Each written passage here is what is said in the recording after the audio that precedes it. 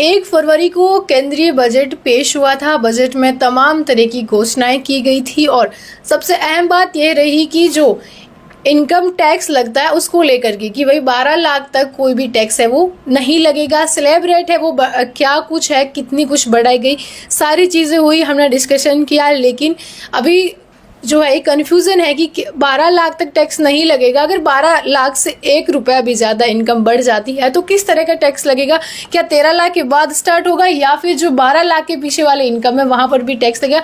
बहुत सारी ऐसी चीज़ें हैं जो हमारे लिए जानना ज़रूरी है और इसीलिए हमारे साथ है सर लोकेंद्र सिंह शेखावत जी, जो कि कंपनी सचिव है और कॉरपोरेट विशेषज्ञ हैं। तो ये जो बातें हैं इनसे ज़्यादा बेहतर कोई बता नहीं सकता, क्योंकि ये खुद एक इस मामले में विशेषज्ञ है, वित्तीय प्रबंधन हो या फिर जो कॉरपोरेट में विशेषज्ञ। तो इन्हीं से जो है इस रिलेटेड हम आज बातचीत करेंगे। सबसे पहले तो आपका सर स्वागत है चैनल में हमारे। कैसे हैं आप? बिल्कुल, सबसे पहले ममता जी धन्यवाद आपका, और मैं आपके दर्शकों द खटक को शुभकामनाएं देता हूँ। आप काफ़ी अच्छा काम कर रहे हैं और जो मैंने आपके बारे में जाना सुना, जिस तरीके से आप ग्राउंड रिपोर्टिंग कर रहे हैं काफ़ी अच्छा है वो। जी बिल्कुल है जी, एप्रिसिएशन के लिए हम शुक्रिया करते हैं।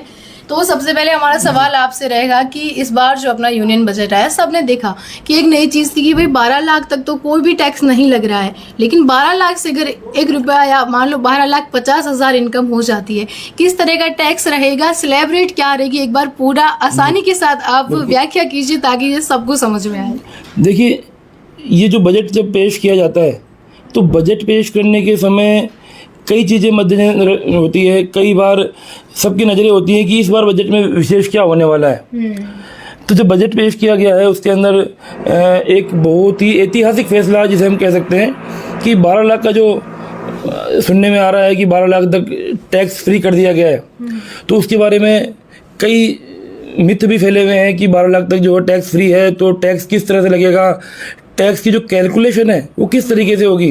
तो उसके बारे में जो मिथ है वो थोड़े बने हुए हैं और धीरे धीरे जब ये चीज़ें आएंगी खुल के तब ये मिथ क्लियर होंगे। अभी वर्तमान में जो सेंट्रल गवर्नमेंट ने जो अभी हमारे जो फाइनेंस मिनिस्टर ने जो बजट पेश किया है, उस बजट के अंदर 12 लाख तक का आय से जिसकी आय 12 लाख है उसको छूट दी है कर से, यानी कि 12 लाख पे आपको इनकम टैक्स फ्री किया है। तो इसका मतलब ये है कि जिसकी इनकम 12 लाख है उसे बिल्कुल भी नहीं, कोई टैक्स देने की रिक्वायरमेंट नहीं है। लेकिन अगर इनकम 12 लाख से ऊपर जाती है, जिसकी इनकम 12 लाख से ऊपर जा रही है, तो 12 लाख से ऊपर इनकम के लिए फिर वो स्लैब रेट एक जो निर्धारित करी है, उस स्लैब रेट के अकॉर्डिंग वो टैक्स एप्लीकेबिलिटी होगी उसकी।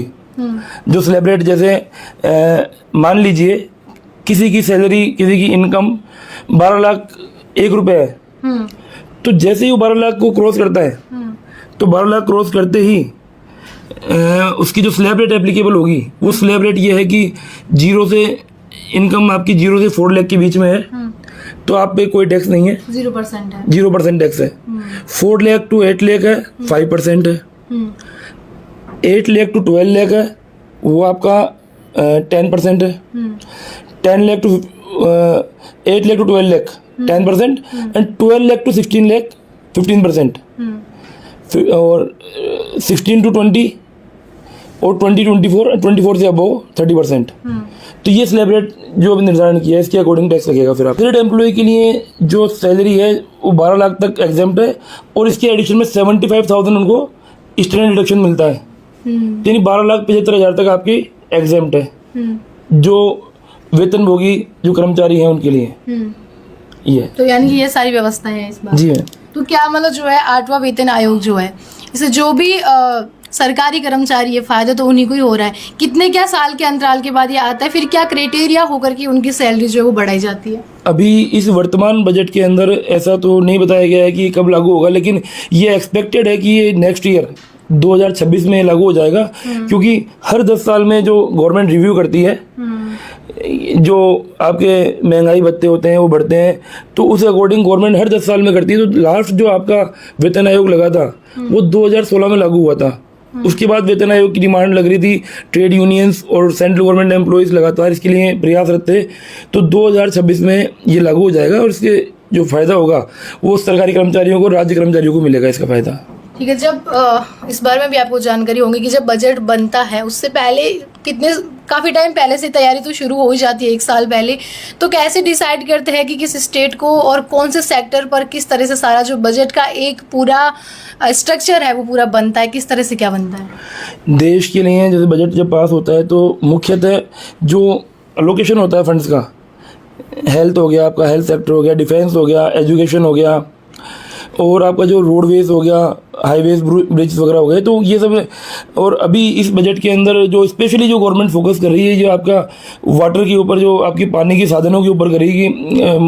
जो गवर्नमेंट का कहना है कि 2030 तक भारत के हर घर में नल से पानी का। बजट में महिलाओं के लिए हमेशा, जैसे कि महिलाओं के लिए इसमें 5 लाख रुपए जो नए एंटरप्रेन्योर्स हैं, जो महिलाएं नए एंटरप्रेन्योर्स ने 5 लाख रुपए विदाउट गारंटी, जो कि 5 साल में रिपेबल होंगे, वो गवर्नमेंट अपनी गारंटी से दे रहे हैं। और एक उद्यमी है जो महिलाएं जो पहले से ही उद्यम के अंदर है, उन्हें 2 करोड़ तक का टर्म लोन प्रदान करने का इस बजट के अंदर घोषणा हुई है।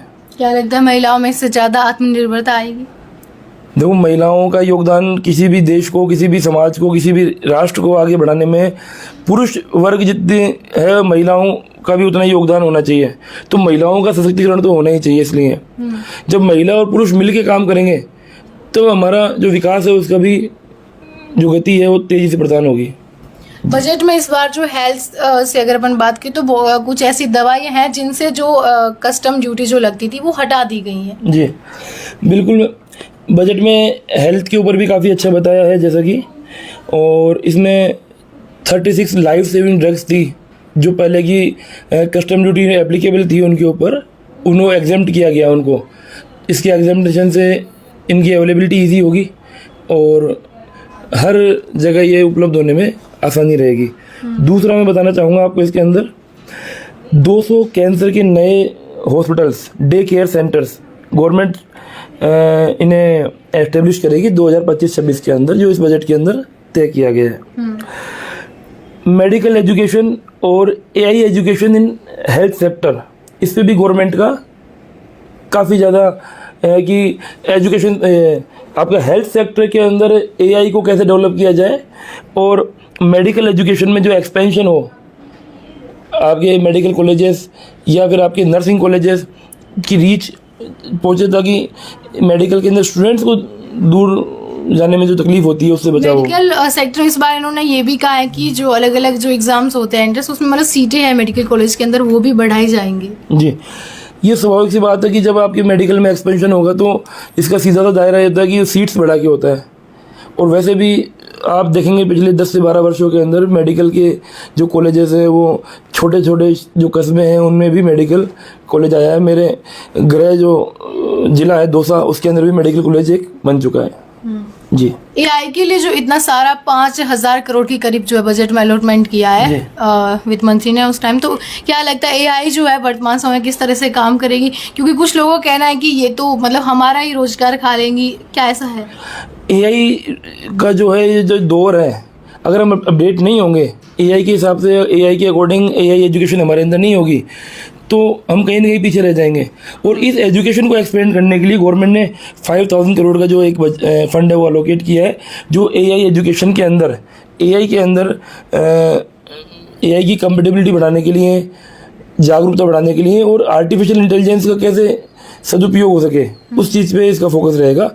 और एआई तो पूरे विश्व में एआई है, हम तो एआई में काफ़ी लेट आए, तो विश्व में जब नहीं हुआ तकलीफ तो हमें तकलीफ क्या होगी इससे? यानी कि जो एआई के लिए करे, फिर इतना सारा जब बजट में किया तो हो सकता है कि फिर इसमें लोगों को फिर हो सकता है एआई के माध्यम से ही काम करने का मौका मिल जाए। एआई एक यूज़ करने का तरीका है, एआई एक टूल है जो ह्यूमंस के लिए है, हमारे लिए है। मानव ही एआई का इस्तेमाल करता है, तो इससे हमारी क्षमताएं बढ़ेगी बजाय कम होने का। मेरा मानना ऐसा है कि एआई के यूज़ से हमारी, जैसे चैट जीपीटी आप यूज़ करते हैं तो आप अपनी प्रेजेंटेशन वगैरह अच्छे बना पाते हैं, तो ये फॉर बेटर स्किल्स, ये हमारे स्किल्स को इम्प्रूवमेंट करने के लिए है। तो हमारा जो फोकस होना चाहिए वो ये है कि एआई का उपयोग एआई एजुकेशन में कैसे जाए, बच्चों के स्तर में, बच्चों के जो कैरिकुलम है उसमें एआई का इस्तेमाल कैसे करें बच्चे। एआई हमारे लिए वरदान है एक। क्या लगता है जो ये इनकम टैक्स वाला इन्होंने जो नया एक आइडिया कि हाँ 12 लाख तक नहीं लगी, जी। लगता है कि इसमें एक ट्रांसपेरेंसी आएगी और जो करप्शन है वो कम हो पाएगा? जी बिल्कुल, टैक्स स्ट्रक्चर सिंपल होगा तो स्ट्रक्चर सिंपल होगा तो लोगों को समझ में ईजी आएगा, और समझने में आसानी होगी तो कंप्लाइंस और गवर्नेंस अच्छा होगा। उससे गवर्नेंस अच्छा होगा तो गवर्नेंस, आप जब ध्यान रखिए कि गवर्नेंस अच्छा होता है तो हर व्यक्ति गवर्नेंस से के पास आता है, दूर नहीं भागता। अभी ये स्ट्रक्चर इतना कॉम्प्लेक्स है हमारा कि जो प्रीवियस 60 ईयर से 60 सालों से हम उसे ही काम में ले रहे हैं। नया स्ट्रक्चर आएगा तो नयापन की नवीनता की आवश्यकता होती है। और अभी जो इसमें पार्लियामेंट में आपकी प्रपोज बिल है न्यू इनकम टैक्स बिल, वो भी यूनियन जो आपके मिनिस्टर्स कैबिनेट है उसे तो आप अप्रूव कर दिया है और लोकसभा में पेश कर दिया जाएगा उसको। उसके आने से जो अभी आपके लगभग जो भी सेक्शंस वगैरह जो आते हैं, सेक्शंस आते हैं, प्रोविजंस आते हैं, 30% प्रोविजंस और सेक्शंस इसमें रिड्यूस कर देंगे, जिससे समझने में आसानी होगी और कंप्लाइंस करने में बेहतर होगा। हर व्यक्ति तक इसको समझना आसान हो जाएगा।